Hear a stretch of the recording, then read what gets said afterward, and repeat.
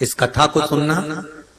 कहते हैं श्राद्ध पक्ष में ये कथा अगर सुन ली जाती है तो ब्राह्मण घर से अगर भूखा गया हो या दूसरी जगह से भोजन कर दूसरे घर में भोजन करने आए हो और हमारे पितर तृप्त नहीं होते हो, तो रहू और रहनी की कथा हमारे पितरों को जब सुनाई जाती है तो हमारे पितर संतुष्ट होकर आशीर्वाद प्रदान करते हैं। ये वो रहनी और रहू की कथा। बहन का नाम है रहनी और भाई का नाम है रहू। बड़ी सुंदर। भाई बहन की शादी हो गई, किसी कारणवश रहनी का पति चले गए, समाप्त हो गए, पर रहनी शिव भक्ति से दूर नहीं है। रहनी शंकर जी की आराधना में डूबी रही थी, रहनी शिव भक्ति में लगी रही। संपूर्ण आस्था चैनल के श्रोता, फेसबुक यूट्यूब के श्रोता और इस अशोक नगर के सभी श्रोता दिल से सुनिएगा। इस कथा को श्राद्ध पक्ष में अवश्य सुनना चाहिए। रहनी जिसका पति नहीं, घर में 2 बच्चे हैं, छोटे हैं बहुत, और ये रहनी और रहू ये दोनों बहन भाई हैं। रहनी के माता पिता भी नहीं है, सास ससुर भी नहीं है, पति भी नहीं है, केवल घर में 2 बच्चे हैं। लकड़ी संविदा तोड़ कर लाती है और उसको बेचकर देकर थोड़ा सा चना इकट्ठा कर अपने बच्चों का पेट भर देती। भाई रहू जिसकी धर्म पत्नी थोड़ी प्रीत था, ससुराल में कम थी। एक बात का थोड़ा स्मरण रहे अपने जीवन में।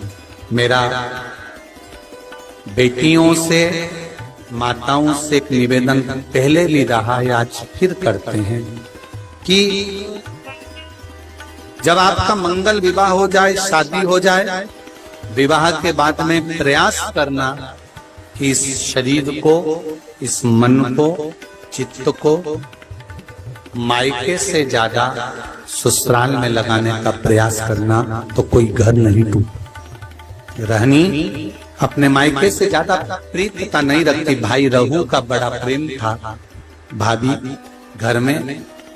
अब श्राद्ध पक्ष का समय आया, रहू ने अपनी पत्नी से कहा कि पिताजी को गए हुए समय हो गया, माता को गए समय हो गया, दादा दादी को गए समय हो गया, मैं गया का पिंड करने के लिए प्रयागराज, काशी गया, यहाँ पिंड देकर मैं पुनः वापस आऊंगा और शिव जी की आराधना कर अपन भजन करेंगे, कीर्तन करेंगे, स्मरण करेंगे। तुम एक काम करना, अपनी धर्म पत्नी से रहू कहता है कि किसी ब्राह्मण को बुलाकर मैं जहां जहां पिंड दान करने के लिए जाऊं, आप दादा दादी के श्राद्ध में, माता पिता के श्राद्ध में किसी ब्राह्मण को बुलाकर भोजन करा, किसी ब्राह्मण को बुलाइएगा, भोजन कराइएगा। जब ये सुना तो धर्म पत्नी ने कहा, सुनो स्वामी, ब्राह्मण को भोजन करने बुलाऊं और ब्राह्मण अपने घर में ना आए, उसका एक कारण था। जिस ब्राह्मणों के घर के पास रहू रहता था, रहू की धर्म पत्नी इतनी ज्यादा लड़ोकी थी, इतनी लड़ती थी कि जितने ब्राह्मण आसपास में रहते थे उनकी सबकी पत्नी से रहू की पत्नी का झगड़ा हो चुका। तो ब्राह्मण भोजन करने इसके घर में नहीं आए। रहू की पत्नी ने कहा मैं ब्राह्मणों को बुलाऊं और वो नहीं आए तो रहू ने जाते जाते कह दिया, एक काम करो, मेरी बहन और मेरे भांजा भांजी को भोजन करने के लिए बोला। सनातन धर्म के अंतर्गत एक भांजे को या एक भांजी को भोजन कराना मतलब 100 ब्राह्मण को भोजन कराने के बराबर है। सनातन धर्म की रीति है ये माला। एक भांजे को या एक भांजी को भोजन कराना 100 ब्राह्मण को भोजन कराने के बराबर है। तो तुम एक काम करो, मेरी बहन रहनी को बुलाओ और अपने भांजा भांजी को बुलाओ, क्योंकि भांजा भांजी छोटे हैं, अकेले आ नहीं सकते, उनको बुलाकर भोजन कराओ। अब पति ने कहा कि तुम उनको भोजन करा देना, और पति चले गया। धर्म पत्नी इतनी विचित्र थी कि उसने अपनी ननंद को बुलाया तो सही, पर भांजा भांजी को मना करवा दिया कि उनको लेकर मत आना, और भोजन करने के लिए ननंद को नहीं बुलाया, भोजन का काम करने के लिए ननंद को बुलाया, और निमंत्रण मायके वालों को दे दिया कि श्राद्ध में मेरे दादाजी का श्राद्ध है, माता पिता का श्राद्ध है, आप सब आओ। मायके वाले श्राद्ध का भोजन करने आ गए। ननंद को निमंत्रण देकर बुलाया, जी आपकी माताजी और पिताजी का श्राद्ध है, अगर आप नहीं आओगी तो श्राद्ध में अच्छा नहीं लगेगा। ननंद आई, और ननंद ने आने से पहले अपने बच्चों से कहा कि मैं नाना के घर जा रही हूँ। बच्चों की आंख में जल भरा हुआ था। माँ, आप हम दोनों को छोड़कर जा रही हो, हमें भी साथ ले चलो, हम भी चलना चाहते। नहीं, तुम्हारे मामी जी ने केवल मेरा निमंत्रण करा है, मैं जाऊंगी, तुम रुको। माँ, 2 दिन से लकड़ी नहीं मिली, जलवृष्टि हो रही थी, लकड़ी नहीं मिल पाई तो बेच नहीं पाई। 2 दिन से अन्न घर में नहीं आया, हमें भोजन नहीं मिला। माँ, आज तू चली जाएगी, फिर भोजन कौन दे? बेटा बेटी कह रहे हैं, माँ 2 दिन से भोजन नहीं मिला है, माँ हम बहुत भूखे हैं। माँ कहती है, तेरे नाना और नानी का श्राद्ध है, मैं जा रही हूँ, मैं मामी से कहूंगी कि बच्चे भूखे हैं तो भोजन दे देगी मामी। इसको नहीं मालूम था कि ननंद को केवल काम करने के लिए बुलाया। रहनी गई, घर में पहुंची, बहुत मेला लगा हुआ था मायके का। खुश हो गई रहनी, आज मेरे माता पिता का श्राद्ध हो रहा है और इतने मेहमान आए। जब माता पिता के श्राद्ध में 10 ब्राह्मण, 20 ब्राह्मण, 25 ब्राह्मण भोजन करते हैं तो दुनिया की कोई ऐसी ननंद नहीं होगी जिसके चेहरे पर प्रसन्नता ना हो कि मेरे मायके में इतने लोग भोजन करते हैं, मुझे गर्व महसूस होता है। रहनी की आंख में खुशियों के अश्रु आ गए। मेरे माता पिता कितने भाग्यशाली हैं। जो जैसा होता है उसके मरने के बाद भोजन भी वैसा ही होता है। जो मरा उसके हृदय में खुशियां रहती है ना कि इसको भी भोजन कराओ, इसको भी भोजन कराओ, इसको भी भोजन कराओ, इसको भी भोजन कराओ। ये जो मिला है ये आपका नहीं है, ये आपके पूर्वजों का है। अब रहनी पहुंच गई, रहनी वहां पहुंच गई। क्या जाकर देखा रहनी ने कि चारों तरफ वहां सुख ही सुख, चारों तरफ वहां पर आनंद ही आनंद है। रहनी ने जैसे ही पांव रखा, भाभी ने रहनी का हाथ पकड़ा और हाथ पकड़कर भाभी रहनी को सीधे रसोई घर में ले गई। और रहनी, सुनो, आपके माता पिता का श्राद्ध है, अगर बेटी भोजन बनाएगी तो माता पिता के श्राद्ध में माता पिता उसको प्रेम से ग्रहण करेंगे, लेंगे। बहुत समझने वाली बात है श्राद्ध पक्ष की। एक निवेदन आप सबसे करना चाहेंगे कि इसको जरा समझिए, इसको जरा जानना कि आप अपने घर में अगर नाना नानी का श्राद्ध कर रहे हो, भोजन बना रहे हो तो ठीक है, पर मायके में जाकर श्राद्ध का भोजन अगर बेटियां बना रही हैं, ससुराल से गई मायके और मायके में जाकर अगर बेटियां भोजन बना रही हैं तो वो श्रेष्ठ नहीं। मायके में जो भाभी हैं, भैया हैं, परिवार है, कुटुंब है, वो भोजन का निर्माण करे तो उसमें सुख का अनुभव होगा। पर भाभी ने कहा, जी भोजन आपको बनाना है क्योंकि आपके माता पिता का श्राद्ध है, तो माता पिता प्रसन्न होंगे, माता पिता को आनंद की अनुभूति होगी, माता पिता आनंद में होंगे। रहने ने कहा, ठीक है, अगर मेरे माता पिता मेरे हाथ का भोजन करना चाहते हैं तो मुझे बनाने में क्या दिक्कत, मैं बना देती। रहनी ने भोजन बनाया। बेटी इंतजार कर रही है कि ब्राह्मण आएंगे, मैं भोजन परोसूंगी। और ब्राह्मण आए तो मैं भोजन परोसूं, इसका इंतजार बेटी को हो रहा था। पर रहनी ने देखा ना कोई ब्राह्मण आया, ना कोई संत आया, ना कोई सदगुरु आया, ना कोई वहां भोजन करने के लिए पहुंचा। अगर वहां पर पहुंचे तो केवल भाभी के मायके वाले पहुंचे, जो सब भोजन करने के लिए लग गए। और रहनी से कहा गया कि इन सबको भोजन परोस दिया जाए। भोजन परोसा गया, सबने खाया। आखिरी में रहनी जब भोजन के लिए बैठी तो भाभी ने कहा, जीजी हमारे गोत्र का श्राद्ध है, इसलिए आप इस गोत्र में भोजन मत करो। हमारे गोत्र का श्राद्ध है, इसलिए आप इसमें भोजन ना करिए। रहनी को उठा दिया गया तो रहनी ने पत्तल जो लगी हुई थी उसको उठाकर कहा, क्या भाभी मैं अपने बच्चों के लिए, क्योंकि वो तो इस घर के भांजा भांजी लगते हैं, क्या उनके लिए भोजन ले जा सकती हूँ?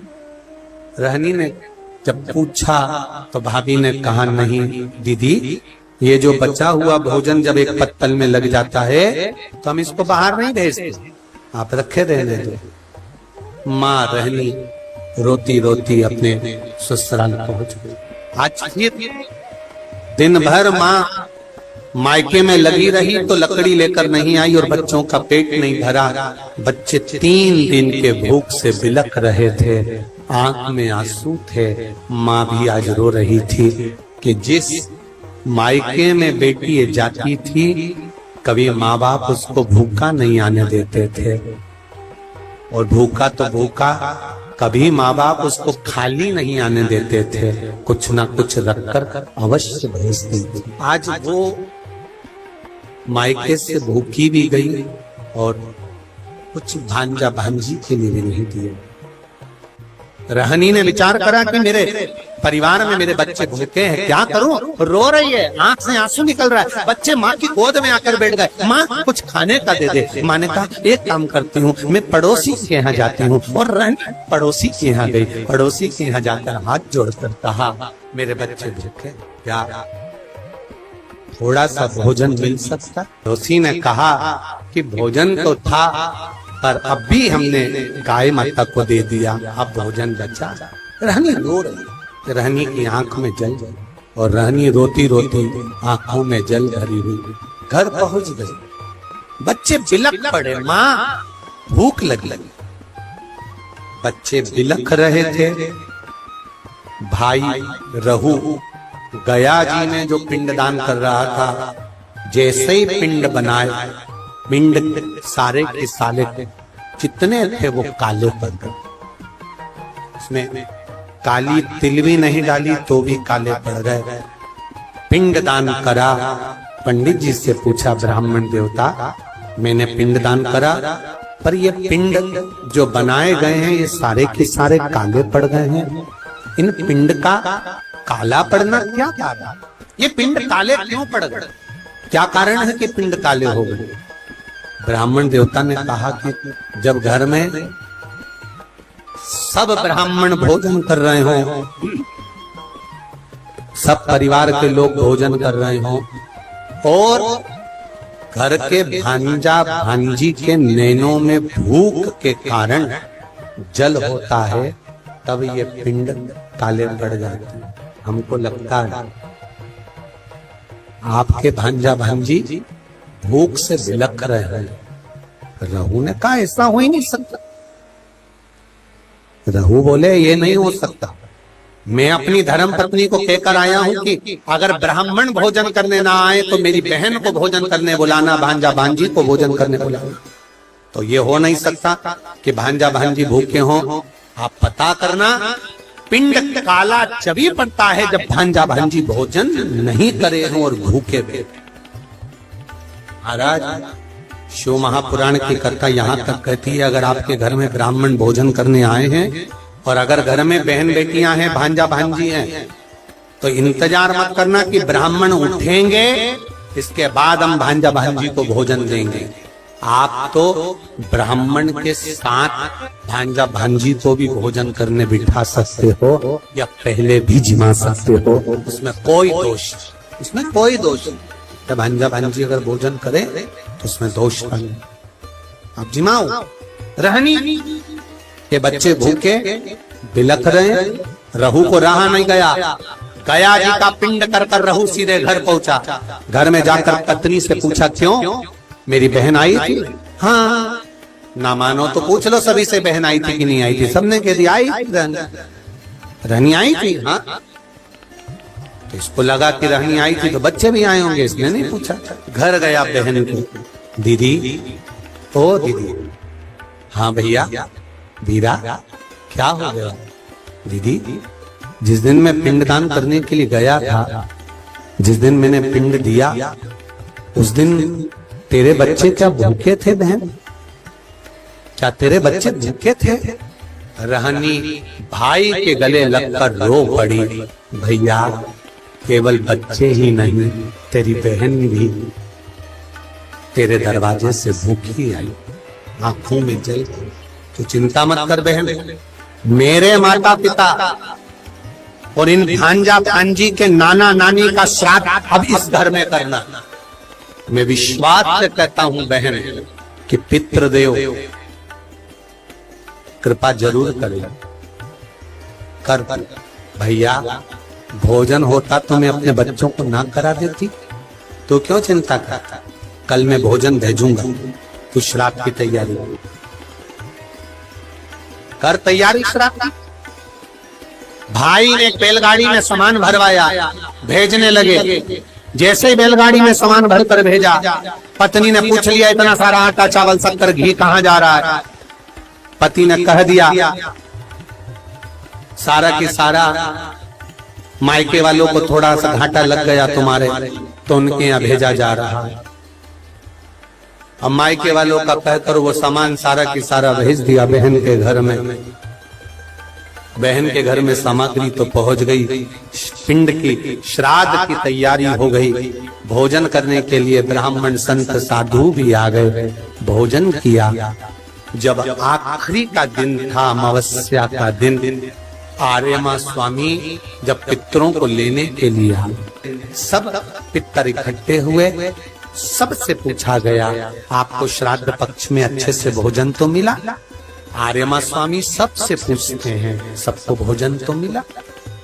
सबने हाथ ऊंचे कर कर कहा आर्यमा स्वामी हम पितरों को अपने अपने घर में भरपेट भोजन मिला। पर रहनी के माता पिता की आंख से आंसू बहे। रहनी के माता पिता की आंख से आंसू बह रहे हैं। रहनी के माता पिता रो रहे थे तो पूछा पितरों के स्वामी आर्यमा ने, क्या बात है आप रो रहे हो? आपकी आंख में से आंसू गिर रहे हैं, क्या हुआ? क्यों रो रहे हो? रोने का कारण क्या है?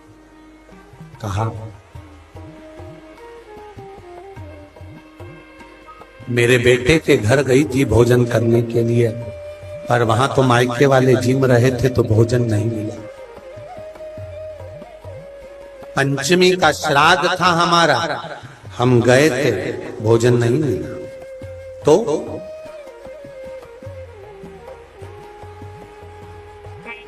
श्राद्ध पक्ष में पितरों को छोड़ा जाता है, भोजन मिला तो ठीक है, नहीं मिला पितर चले जाए। चंद्रलोक से पितृलोक के बीच में एक पितृलोक का सीढ़ी पड़ती है, जीना सड़ा सीढ़ी जिसपे पितर चढ़ के पितृलोक जाता। उस सीढ़ी पर कौन रुकता है? उस सीढ़ी पर पितृलोक में जाते समय कौन रुकता है? तर्पण शिव महापुराण की कथा कर रही है कि पंचमी का श्राद्ध था, पितर आए और आपके यहाँ पर उनको भोजन नहीं मिला। वो पंचमी के दिन का श्राद्ध नहीं जीम पाए, चले गए।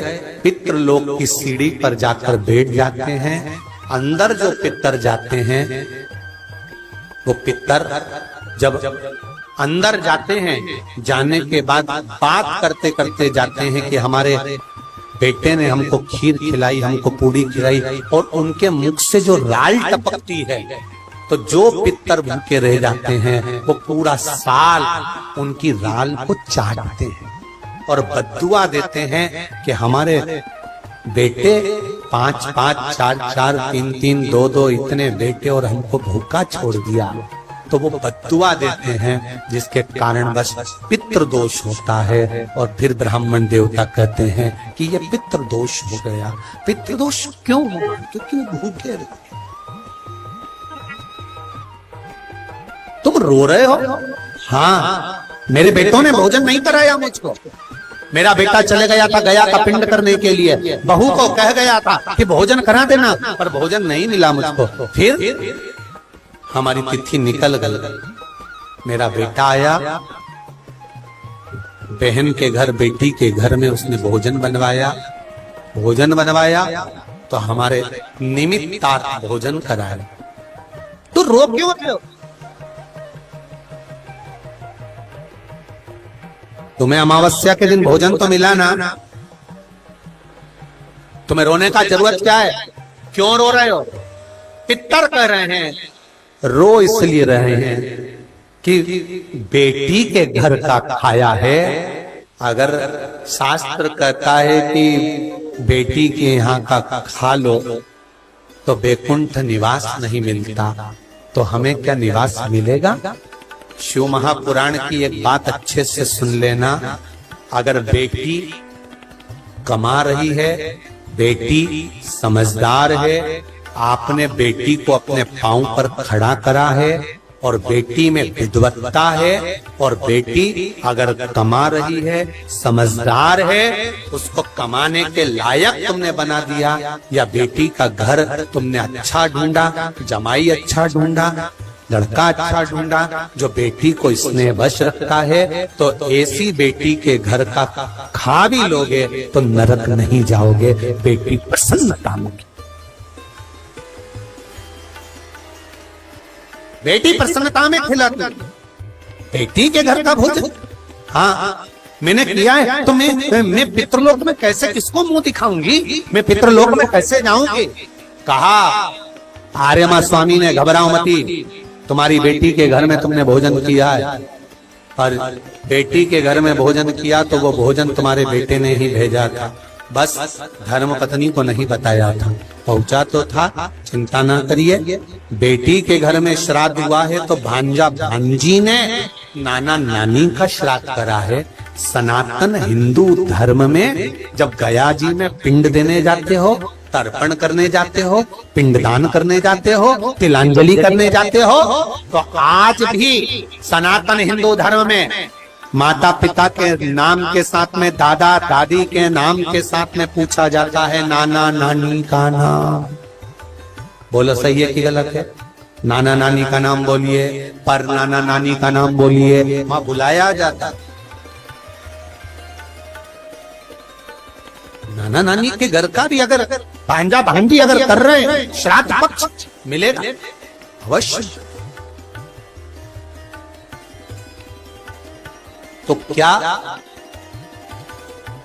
हमें भोजन मिला है?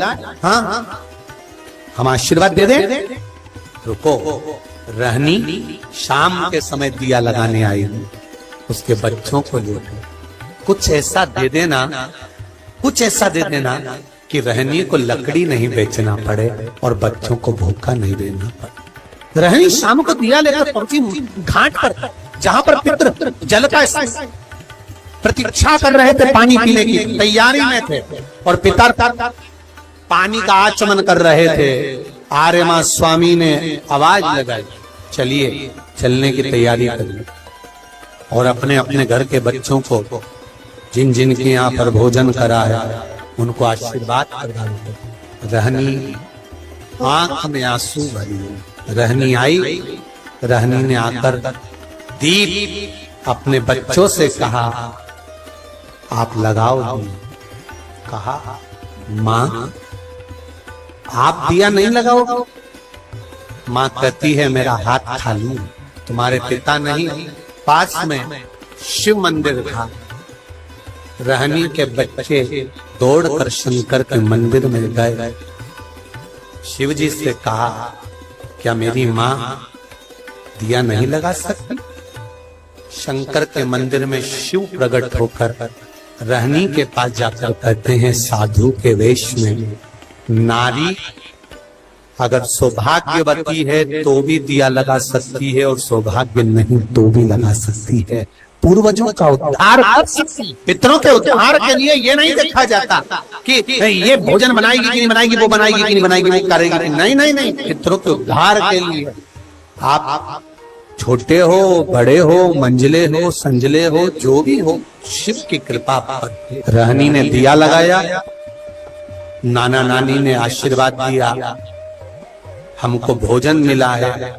एक छोटा सा मट्टी का मटका बेटी के हाथ में पकड़ा दिया। इस मटके में से तू जब जब शिव का नाम लेकर कुछ निकालेगी, निकलता जाएगा। बेटी ने उस मटके में से सबसे पहले घाट पर जिस मंदिर में दर्शन करा था और जो संत मिला था उसको देने के लिए कहा, हे पितृदेव, हे शिव, हे ओघड़दानी, कुछ दक्षिणा देना है। उसमें से सोने की मुद्रा निकली और बाबा को देकर विदा। ऐसे मेरे ओघड़दानी रहनी को एक झंडा प्राप्त हुआ। शिव के नाम से, पितरों के नाम से उसमें स्मरण करने लगा। मेरा एक निवेदन आपसे भी है, ठेला चलाने वाला, ऑटो चलाने वाला, गाड़ी चलाने वाला, कबाड़ा बेचने वाला, भिक्षा मांगने वाला, एक गरीब से गरीब भी व्यक्ति एक घी का दिया अगर अमावस्या के दिन शाम के समय नदी, तालाब या बावड़ी के स्थान पर, घाट पर लगा दे, श्राद्ध पक्ष में, अगली जब श्राद्ध आए तो बताना जरूर पत्र लिखकर कि पितरों ने भंडार भरा कि नहीं भरा, दिया कि नहीं दिया, देते हैं कि नहीं देते, ये जरूर बता। अगली बार जहाँ कथा रहे तो आ जाना आप बताने के लिए अशोक नगर वालों की हमने। और जितने सुन रहे हैं भारत की भूमि पर, जितने देश विदेश में बैठकर कथा सुन रहे हैं, सब स्मरण करो और सबको सूचना दो कि श्राद्ध पक्ष की अमावस्या को शाम के समय पर दिया लगाने का फल क्या होता है। इस क्लिप को काट कर जनमानस तक भेजिए कि उसका लाभ क्या है, उसका फल क्या है।